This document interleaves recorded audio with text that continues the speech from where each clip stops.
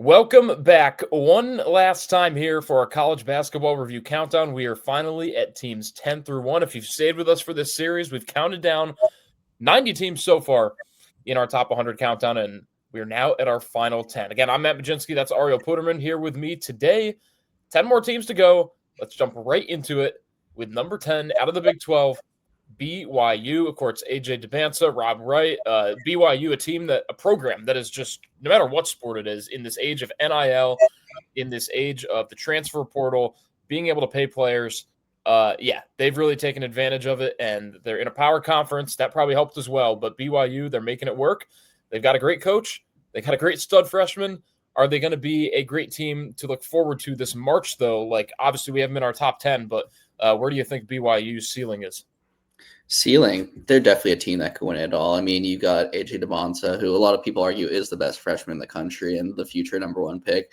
I'm a Darren Peterson guy, but if you told me that, then I wouldn't be surprised at the end of the season. He's just so insanely talented. He's built for the NBA. Great size. He can shoot. He can create his own shot.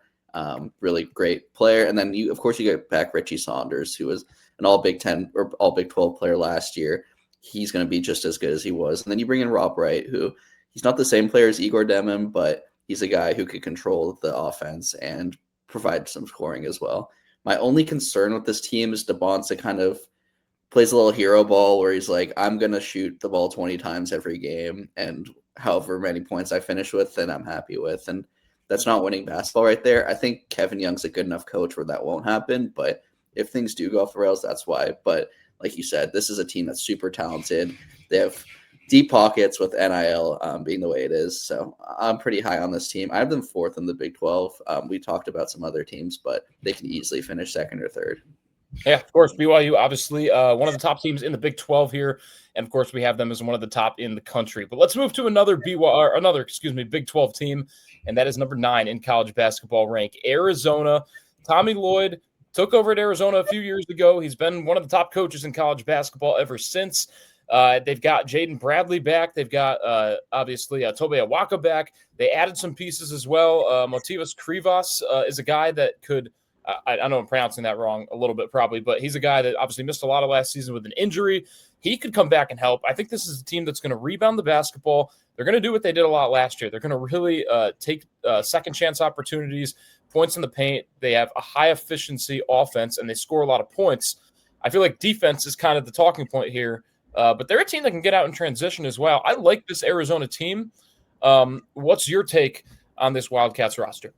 I love this team, and I think the theme of the top half of this top 10 is going to be freshmen, and the one I really like is Kobe Pete. I'm going to read you his high school accolades pretty quickly. He was a 4-time state champion. He won multiple gold medals with Team USA. He was a 3-time Gatorade Player of the Year, and he was a McDonald's All-American. I mean, besides Cam Boozer, who we'll talk about in a little bit, he might be the most decorated player that we've seen in a long time, and he might not even be the best freshman on the team. Braden Burries is also super talented. So I love those two guys. I love Jaden Bradley, like you talked about. I like Anthony Delorso. He was really awesome at Campbell. Took a little bit of a step down last year just with Caleb Love commanding that offense, but I think he's due for a good season. So I think they're kind of falling under the radar, which is crazy for a top 10 team just because BYU has all the flashy players, and Houston's a championship threat, and Kansas has Darren Peterson. But this is a team that can easily finish top 5 and really contend with Houston for that top spot in the Big 12. Yeah, obviously, as we can tell, I don't know what the height of the Big 12 is. I know we have another team to get to later down in this CBB rank, but clearly there's a lot of competition for who's going to be the top team in that conference. Let's move on to a new conference. In number 8, it is Louisville. I think simply put, Pat Kelsey, he brings a lot of fire to this program. We saw it in the exhibition there against Kansas, Ariel, you know as well as anyone. Pat Kelsey clearly is going to stand up for his program, and he really is going to bring noise to this Louisville program, which is what they were missing in the previous regime. But the thing is with me is Louisville had a great season last year. They really marched back onto the scene. I feel like people are here to say Louisville is back. Do you think, because I'm not so sure that just means they're going to be a top 10 team every year. Like, I feel like they might take a little bit of a step back this season, but what are your thoughts? I disagree. I really like this team, and I just want to start by saying it's crazy how far Pat Kelsey's taken them in 2 years. I mean, this was a team going toe-to-toe with UMBC 2 years ago, and now they're top 10 team in the country, at least preseason. The reason why is their guards are just unbelievably talented. I mean, you got Michael Brown, another freshman who might be the best shooter in the draft. He struggled against Kansas, but we saw in that last game, I think he made 8 threes, which is crazy, in 11 attempts or something like that. Then you bring in Adrian Woolley, who was awesome last year at Kennesaw State. Ryan Conwell, who's an experienced guard, he was great at Xavier. So you just got all these guys, and you got McNeely, who's a great shooter. And then the one guy I really love is Ali Khalifa from BYU. He was a big reason why Mark Pope's offense worked the way it did in that last season at BYU. He's a 6'11", 7-foot guy who could pass the ball better than really any other big in the country, maybe. He's like a little bit of an Egyptian Jokic, people would call him that. But I think he'll really make the offense flow as well. So I like this team. I have them second in the ACC for a good reason, and they're a team that could definitely make a Final Four run or even a championship. Yeah. Look, Javon Hadley, Isaac McNeely, I think these are great players. Ryan Conwell's the only one. I think he's coming into the season a little overrated because Xavier had to rely on him a lot last season. I'm just interested to see what his role is. There's no doubt he can score the basketball, but I don't know if he's going to get nearly the same amount of usage that he had with the Musketeers. But look, guard play is great. Packhouse is going to have them winning games. They're going to make the NCAA tournament. They're going to be a top seed in the NCAA tournament, probably on the top 4 seed line. I just don't know if I'd have them top 10. I'm hesitant when a new coach comes in and has a season like that because a lot of times year 2 goes around, people have figured them out a little bit more, right? You saw Jerome Tang at Kansas State. You know, you've seen this other areas as well. But better to have a great season than a not so good season, right? So obviously, we have a lot to love there. Let's move on if you're ready for number 7. That is the Connecticut Huskies. UConn, of course, 2 straight national championships with Dan Hurley. Florida finally broke that streak last year, and you kind of felt like UConn was going to be there again. And I'm going to be honest, I think that they're a team that can get back to the Final Four this season. I mean, Solomon Ball to me is a flat-out star. This team has Terrace Reed Jr. down low. He's a guy that's going to be one of the best big men in the Big East. You've got Alex Karaban back, a three-point shooter. You've got other pieces that are going to mold into this UConn team. They're going to be deep. They're going to score the ball. Dan Hurley's going to get them to defend. When you have a coach, when you're up 16 in an exhibition game, and he's ripping into you as if it is the national championship game, then you're going to have a great season. I'm just going to be honest. Like, Dan Hurley, you hate him or you love him, but you have to admit that he is the best basketball coach in college basketball. Yeah, you just can't bank on a guy like Hurley having 2, not bad seasons, but a down season. They were an 8 seed last year, and people forget they almost beat Florida in that round of 32 game. Yep. They were ahead or even within scoring distance for most of the game until Walter Clayton hit a couple big shots down low. So, like you said, I think he's still the best coach in the country until someone throws him. Maybe that's Todd Golden. We'll talk about it a little bit, but I think last year the big problem was defense, and they really addressed that issue in the offseason, and they're going to score the ball. I mean, you got Solo Ball, Silas Demery, who's a great pickup. Terrace Reed is going to be a beast.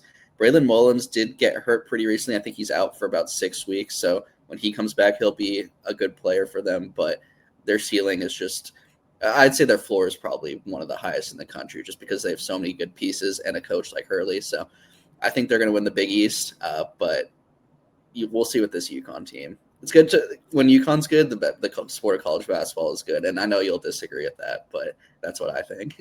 I'm feeling in a good mood today, so I'm going to agree with you. When UConn is good, college basketball is good. I guess would prefer college basketball to be bad then, if you want to say that. Let's move on to number 6, the Duke Blue Devils out of the ACC. I got 2 words for you: John Shire, good basketball coach; Cameron Boozer, amazing basketball player. What else do we need to know about Duke? Because honestly, I think that's all you really need to know to understand Duke this season. Good coach, amazing player. They're going to have a chance. Yeah, it's Peterson, DeBonsa, Big Gap, Boozer, Big Gap, everyone else. But after watching those two preseason games, I mean, he's been unbelievable. 20-20 in a preseason game. Like you said, it's just an exhibition game, but those are special numbers for a freshman especially. He's the real deal. He's a guy who could definitely win Player of the Year this year and be a number 1 pick in the draft. I also love their freshman, Dame Sarr.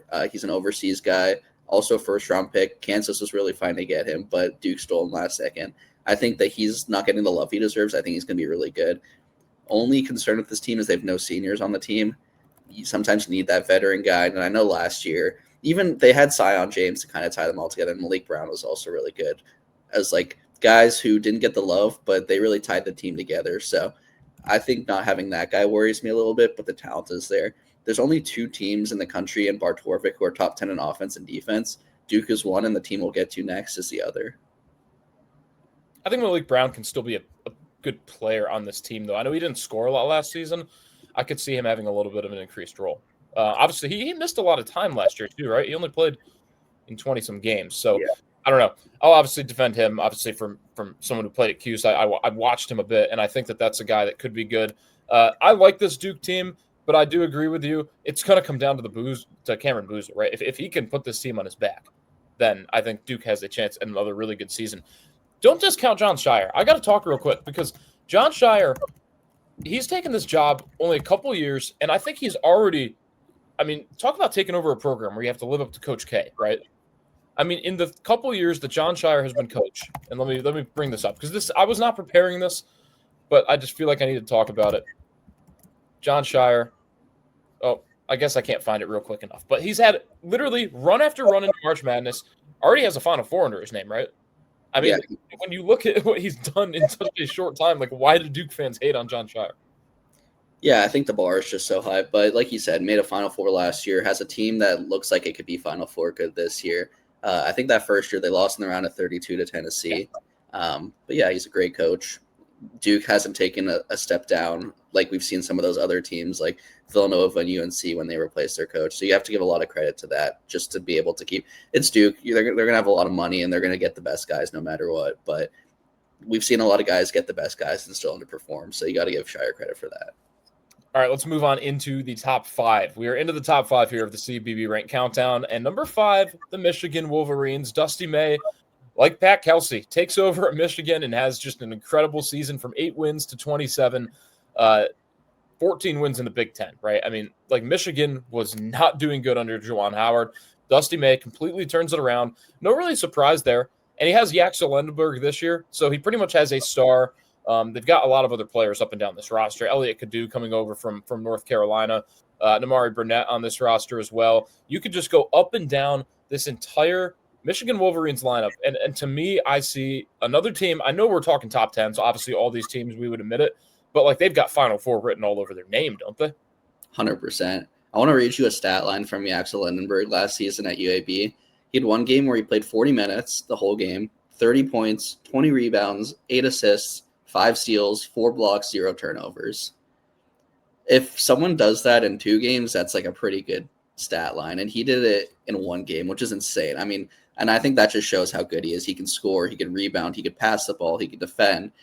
He doesn't turn the ball over a lot. I mean, that's super impressive. And one of the big issues for Michigan's team last year, why they weren't able to hit that ceiling that they did, is because they turned the ball over a ton.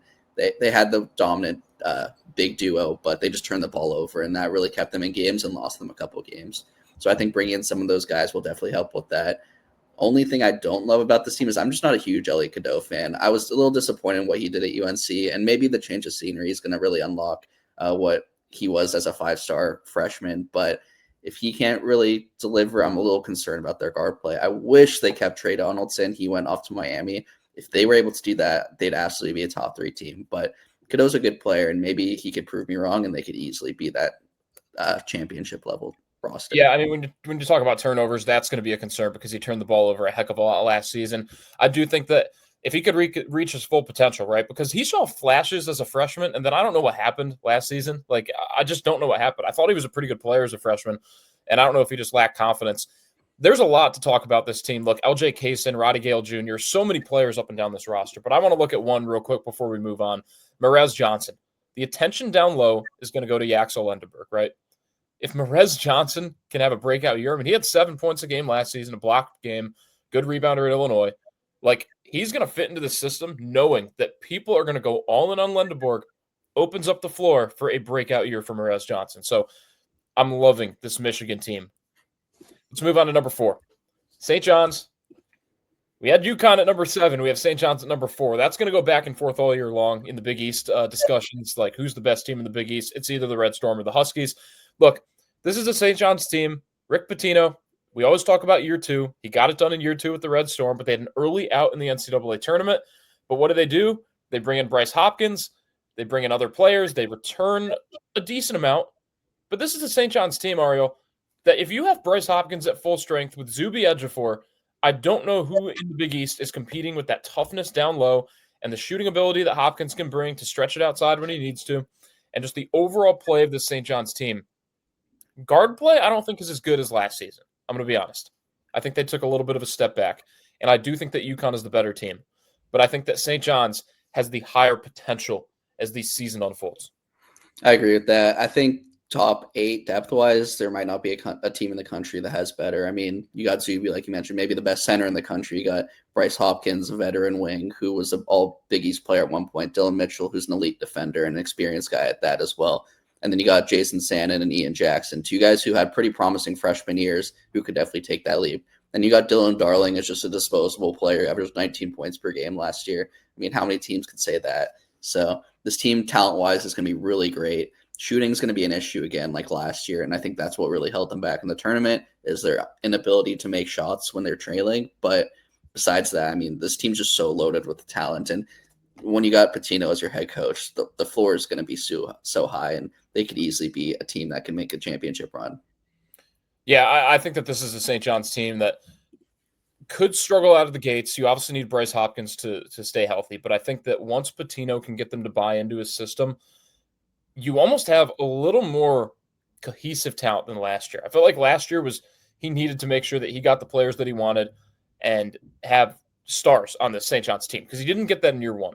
This just seems more like, okay, now he can really recruit not just the talent, but the exact fits that he needs. Because obviously when you saw in that March Madness game with RJ Luis, sitting on the bench and taking him out, like you knew that something was going on there. You knew that maybe this just was not exactly the 100% team Pitino wants. I would have to think this is this season. Let's move on to number 3, our reigning national champions, the Florida Gators. Look, no Walter Clayton Jr., so right there. This is a team that's going to be rebuilding because you lose your Final Four MVP, but there's still a lot here. Todd Golden is a great coach. I mean, you have to ask the question because we ask it every year when someone wins the national championship. Does Florida have enough to repeat as champs? They've done it before in program history. For sure, and that's why we have the number 3. It would be funny if we have back-to-back champions because UConn went back-to-back, and now Florida's trying to do the same. Big reason why they're going to be able to have that chance is because Alex Condon and Thomas Hogg are back. They were perfect fits for the system. They could kind of stretch the floor. They do a little bit of everything. They don't ask for much, and I think that's what really made them successful last year, besides obviously Clayton being what he was. Obviously, the big concern is that guard play. They bring in 2 really great guards in Xavier Lee and Boogie Flan. Even though I mentioned last episode that I'm really not a Boogie Flan guy, you can't deny the talent that he has, and Golden is really good at unlocking that talent. So if they can be great, then they really won't take a step back from last year, and that step back would be a championship team. So this is a team with maybe the only guy who's really competing with Hurley for best coach in the country just because they won that championship. And they'll absolutely be in the conversation all season long. Yeah, and you look at mid-major guys, and a lot of times they don't live up to the stats that they have. I don't think Xavier Lee is one of those guys because when you watch him play, this isn't like a 16-point, 17-point per game outing where he's just driving to the bucket and maybe he's a little more physically gifted or just a little bit better than the rest of his competition, and their team knows he's the guy to go to. Like Xavier Lee will take over games. He can shoot from anywhere on the court. He will shoot from anywhere on the court. He's really not afraid to do that. He gets other guys involved. I feel like that's the perfect fit here to try and replace Walter Clayton, right? I'm not saying it's going to work out perfectly. Walter Clayton, I still would say, is like we've seen it before at the power conference level, so he's a little bit higher level. But I think Xavier Lee paired with Boogie Flan, that could be a dangerous Florida team in the SEC. They call Florida the Princeton of the Southeast for a reason. Did they do that now? No, apparently, it depends how good Xavier Lee is. Oh, gosh. Well, let's move on to the Harvard of the Big Ten, the Purdue Boilermakers. Look, all we got to say is Braden Smith is back. He has a chance to set the all-time record of assists in college basketball. A real good chance. Like if Purdue goes on a decent run in the Big Ten tournament and a decent run in the NCAA tournament, and he averages about 10 assists per game, he can get there. And if you didn't believe like why that's possible, well, that's because Braden Smith last season averaged 8.7 assists per game. I might be off on the 10 per game, but like he has a chance. It's an attainable number where if he does it and they play a bunch of games, he can break the record. And that alone just shows what this Purdue team is going to be all about because you have the best point guard in the country. He can hit the big shots. The team will buy in with him. The question is, what else is around him this season? Yeah, I mean, continuation is going to be a big thing. I mean, Braden Smith and Fletcher Lawyer have shared a backcourt for 4 seasons now, and Yep. that matters a lot. People kind of discredit that continuation, but it really matters, especially in college basketball. Then you got TKR down there, who averaged about 20 points per game last year. He's one of the best bigs in the country, and he'll be just as good this year. What they really lacked last year was that extra big besides TKR, and they were really relying on Daniel Jacobson to be that guy, but he got hurt in the first game of the season, and defensively they were definitely lacking in that department. So they get him back, and then they bring in Oscar Clough, who actually led the country in rebounds last year per game. So bringing those two guys is really going to make a difference defensively and in terms of getting second chance opportunities. This team is, besides number one, who we'll get to in a second, it's going to be between them two for the championship, I think, all season long. Braden Smith, obviously, is probably going to be the player of the year if one of those freshmen doesn't win. And the talent is just there. And Matt Painter's a great coach. You know that every year he's going to be great. Only thing is, last year they were a 4 seed. How much better are they where they can go from a 4 seed to a number 1 seed just with the additions of Clough and Jacobson? I think that they could. I think that Clough could be that guy because I like how you mentioned that they really lacked that last season. And now all of a sudden, it's kind of the same thing. Now you got to guard Oscar Clough and TKR. I also think CJ Cox is a guy who could break out, right? He averaged about 6 points a game as a freshman last season, shot the ball really well from 3. Like, he could be another guy that takes a boost up. I'm not saying he's going to average like 12 a game because we haven't seen that with Purdue throughout the years. Like, it's usually steady growth with guys. Here and there, they get someone that really breaks out. But I think Cox could, average 8 or 9 points per game, play a couple more minutes a game, really like be that 3-point threat and just add another offensive element to this team. So I do think Purdue's going to have a chance again. Let's move on to our number 1 team. Any guesses out there for the listeners? We're not live. We'll just move on. Right here. It's DePaul. It is DePaul. Now let's go to Houston, number 1. We'll save it. Houston Cougars here at number 1. Kelvin Sampson, yet again. Obviously, he's had chance after chance after chance, but I guess we at CBB Review here think that this is his best chance or one of his best chances because I feel like they've been at number 1 in the AP poll or at our poll other times, but preseason right now, we're rolling with the Cougars as a site. Yeah, I think as a site, we've picked them the last 3 years and we've come close, but last year, obviously, they had a little bit of a collapse in the championship game, but I think you can make a pretty strong argument they were the best team last year, them or Duke, or obviously Florida, who actually won it.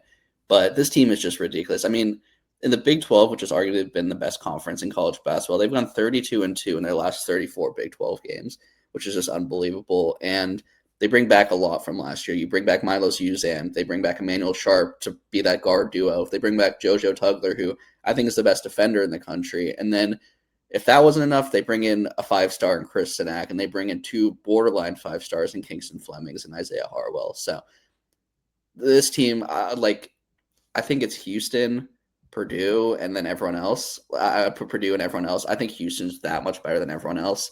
We'll see. Obviously, the big elephant in the room is can they win that championship? But just in terms of talent and coaching and defensively, they're going to be the best defensive team in the country. I think this is Houston's year. All right, so we talked about it before. I'll hand it to you first. We've gotten through our top 100. Quick, final 4 picks, Ariel. Who do you have making the final 4? Give me Houston. Give me Duke. I think with Cam Boozer, they're going to get there. Give me Kentucky. I think they just have an overwhelming amount of talent, and once Quaintance is back, they'll really take that next level. And then I got a little bit of a sleeper pick because the top 4 besides last year never seemed to really make it. Give me San Diego State. I think defensively, they're just so good that they're going to give teams so much trouble in the tournament. And I think a guy like Miles Bird will really take that next step. Magoon Gwalt will take that next step. So they made the championship game 2 seasons ago. So I fully believe that they have Final 4 potential. So give me San Diego State as my sleeper. All right, I've got my 4. Give me Purdue. I just think Braden Smith is going to lead them to heights. You mentioned the backcourt. Like it's just too tough to ignore the guard play, and now they got a good big man as well. Give me UConn. I just like, again, solo ball, Terrace Reed, just the non-conference they put together, the conference slate that they usually run through. I think that they're improved, and I do see them getting back to the Final 4. Give me another Big Ten team. I just love the Big Ten teams this year, so I knew you thought I was going to pick Illinois, I'm going to go with Michigan. Like, I'm just thinking about it right now, and I just think coaching is the difference for me there. I'm not saying Brad Underwood's a bad coach, but Dusty May's a great coach. And I think both of those teams are sort of on an even playing field, but I just sort of like Michigan a little bit better and what Dusty May be able to get out of them. And then you need one more from me. I've been going up and down this. This is such a tough one for me. I'm going to go with Alabama. All right. I just feel like I'm going to go with coaching there. I don't know why. I think that Nate Oates, and don't quote me on this because it's not like he said this or anything, but I just wonder if he's realizing, yeah, we're going to keep scoring. We're going to score a lot of points, but we need to add a defensive element in there this year. And I wouldn't be surprised if you see Alabama defending better than we've seen them in the past. So I'll take Alabama as my fourth team. I like it. There's our final 4 picks. That's our CBB rank countdown. These were teams 10 through 1. We obviously have a lot more to talk about throughout the season. Make sure to subscribe. Make sure to follow us on all of our social media channels at CBB Review, at College Basketball Review. And we're going to talk a lot during the season. We got podcasts planned. We're going to break down games. We're going to do our picks looking up ahead at the weekends. So join us coming up in a few days when we start really talking about the season at hand. So again, for Ariel Puterman, I'm Matt Mlodzinski saying thanks for watching and listening, and we will talk to you next time.